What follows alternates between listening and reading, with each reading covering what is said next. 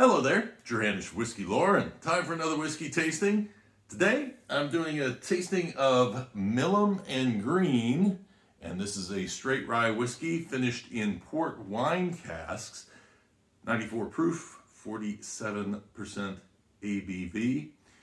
It is a whiskey that is distilled in Indiana, then shipped out to Texas, and then they're doing the aging out there in Texas. Now, I found out about this whiskey when I was doing a cross-country trip and stopped off in Texas. And while I was there, I visited with Orion Casper, who is the Bourbon Texan on Instagram.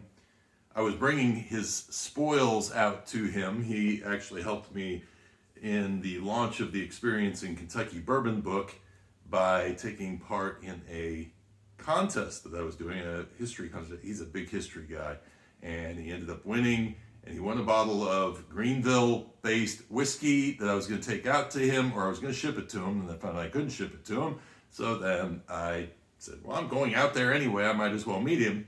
And he gave me a set of Texas whiskeys in little samples when I left.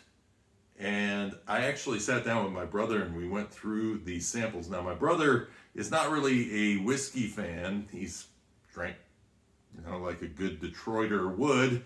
He spent his life drinking Canadian whiskey, and a good Texan would do, because apparently Canadian whiskey is very popular in Texas as well. But it was kind of fun going through these whiskeys and having a chance to talk with him and take him through a tasting and help him see that there's more to whiskey than just getting a buzz off of it. And so this was one of the whiskeys that was in that collection of whiskeys that I tasted. And I gotta tell you, this was the one that stood out to me.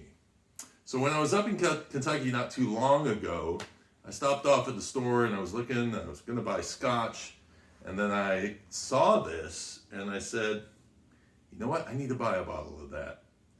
So I bought it, brought it home, tasted it, was like, I don't know, what am I missing? It doesn't seem quite as good as it did when I was in Texas.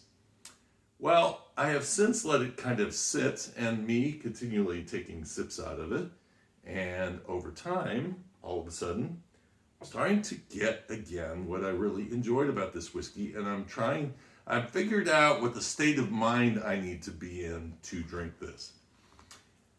When I tasted it against Garrison Brothers and Iron Root and Balcones, and so everything was big and bold, and I think this was a really nice pullback for me into something that's not so Texas aggressive. And so I think that's what was winning me over. So I just started drinking this by putting myself in that same frame of mind. Am I tricking myself to do this? But I think sometimes you have to do that. You have to sort of recapture the moment you were in when you were really impressed by a particular whiskey. Now this is, it is a whiskey with a very light nose on it. I get actually a little bit of the floral rye out of it.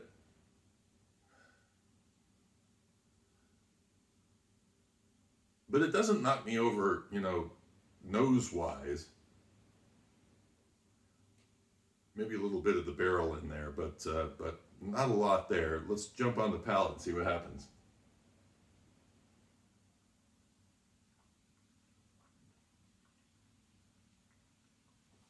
And that's where it comes alive. Really nice flavors in there. A lot of dark fruit notes coming in. Punctuated by that rye coming in on the finish. It just slowly makes its way out there, but it's a nice, juicy, excellent mouthfeel to this. The pepperiness of the rye lays on the finish, but it's a lot of like raisins and currants, kind of wine notes that you would expect out of something that's finished in port wine casks. And it's one that it took me a little while to get back to it and to really start to enjoy it again, which kind of sucks when you go through a third of a bottle and you're like, wait a second, what is it that I like about this? But I just hadn't really gotten myself in the mood for this particular whiskey. And now that I'm in the mood for this particular whiskey, and that's the thing, I would not put this up against scotches. You're not going to want to put this up against scotch because it is rye and it's going to be giving you a lot more of that heavier flavor profile, with the port wine really just nicely accenting it. It actually more than accents it. It actually kind of fills out the flavor, and as I say, the rye comes in towards the end. Not necessarily does it stand there as the star of the show. Yet it's not the Basil Hayden dark rye where you can't taste the rye at all. The rye is definitely there, but I think they've taken that port cask and done a really nice marriage of the two to give you a good sense of what rye and port can do together. So, have you had this whiskey? What do you think? Is this one that would be on your list?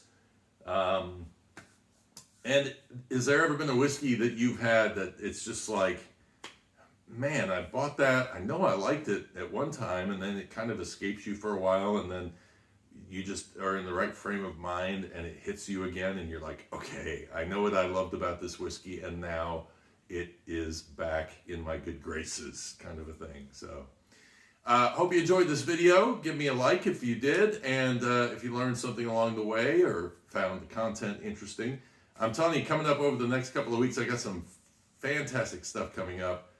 Dusty Dan is going to be on the podcast. I've got Waterford on the podcast tomorrow, and in 3 weeks I'm going to be talking to Found North, which is I've been in this Canadian whiskey kick here lately, trying to learn what I can about Canadian whiskey. Well, these are Americans who have found long-aged Canadian spirits, and they are bottling them in the U.S. and making them available. And so we're going to talk all about that and really dive deep into what's going on in Canadian whiskey these days and just get to the heart of the matter. Until next time, cheers and Slainte.